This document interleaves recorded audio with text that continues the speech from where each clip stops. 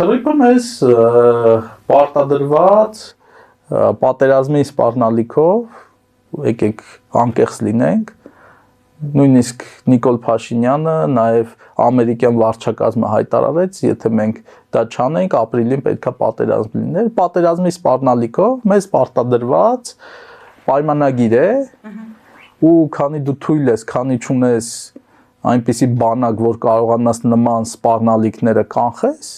դու պետքա ենթարկվես։ Այստեղ ամբողջ հարցը նրանում է, թե դու ունես քաղաքական կամք, իրականում պետություն ու բանակ հզորացնելու,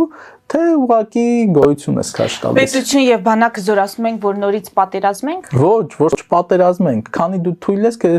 ամեն հասած մարդ պետություն ուզելու է պատերազմի քո հետ, չեմ պատերազմում ուժեղների հետ։